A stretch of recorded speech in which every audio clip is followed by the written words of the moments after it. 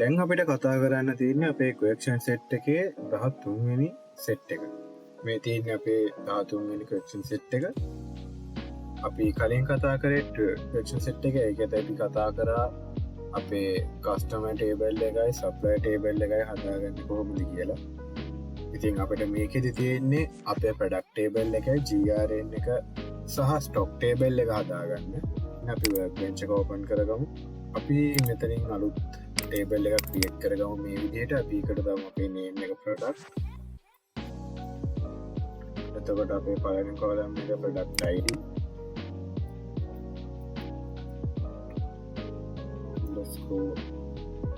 ID ඒක තමයි අපේ ප්‍රයිමරි කී එක.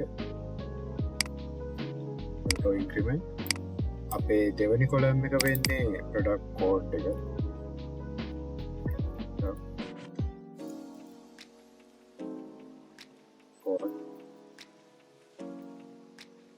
ඊළඟ කොලම් එක ප්‍රොඩක්ට් නේම් එක.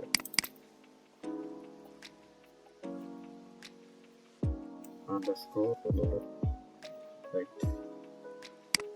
මේ විදිහට තමයි ප්‍රොඩක්ට් ටේබල් එක අපේ තියෙන කොලම්ස් තුනයි. ඒක හැම එකම වාචා 45යි. මේ විදිහට. හරි. ඊළඟ ටේබල් එක තමයි අපේ GRN ටේබල් එක.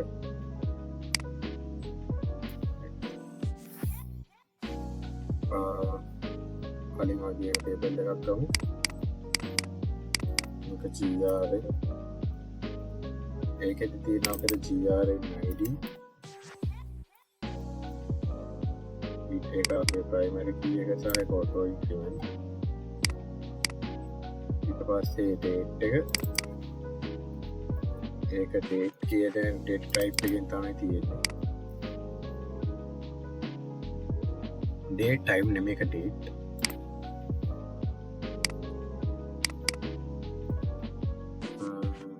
ඊට පස්සේ තියෙනවා quantity එක. ඒක int එකක්.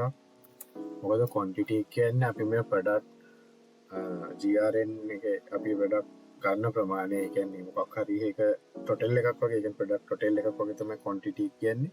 ඉතින් ඒකෙදී අපිට තියෙන්නේ පූර්ණ සංඛ්‍යාව විතරයි. දශම සංඛ්‍යාව අපිට එන්නේ නැහැ. ඉතින් ඒක අපි int එකක් විදිහට දාගමු. integer එකක් විදිහට.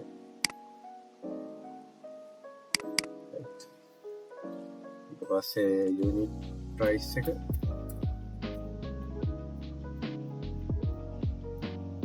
අන්තිමටම තියෙන අපේ ටෝටල් එක ඩබල්.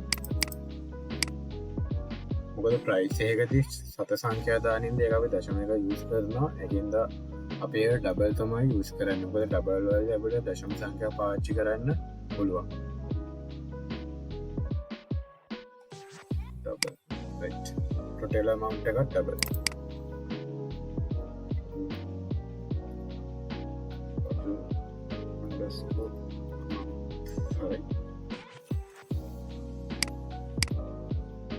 ඒක වාචන එකත් ඩබල්. right. GRN එකත් හරි. මේ GRN එක කියන්නේ good receive note කියන එක තමයි short form කරලා GRN කියලා දාලා තියෙන්නේ. මේකේ තමයි අපි supplier සහ අපි ගමු shop එකේ වුණ අපි ගන්න product supplier එකෙන් ගන්න product වල අපිට හම් වෙන bill එක තමයි GRN එක කියන්නේ අපේ good receive note එක. ඊට පස්සේ අපිට තියෙනවා අපේ stock එක. අපේ stock එකේ කොච්චර තියෙනවද එම බලාගන්න අපේ ස්ටොක් එක හදාගන්න ටේබල් එකක් දාගන්න.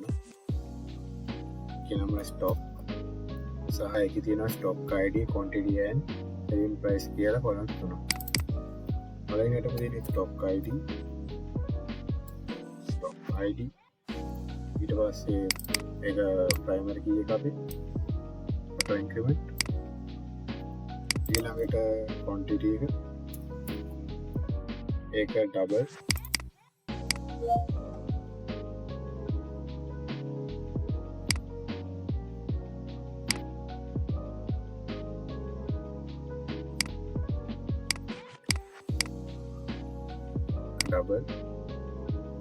පස්සේ selling price.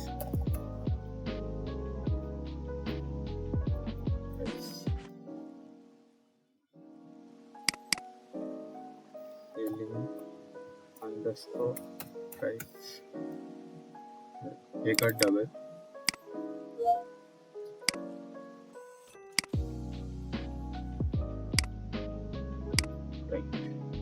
ඒක අපි හදාගත්ත එතකොට අපේ ස්ටොක් ටේබල් එකත් 13 ක්‍රක්ෂන් එක විදියට අපිට හදන්න තියෙන්නේ මේ ප්‍රඩක්් සොරි මේ ටේබල්ස් තුන විතරයි අපේ ප්‍රඩක්් එකයි චරන් එකයි අපේ ස්ටොක් ටේබල් එක අපි විදිර හදාගත්ත ප්‍රඩක්් තුන අපි ක්‍රක්ෂන් සෙට් 14 එකින් හම්බු තැංකූ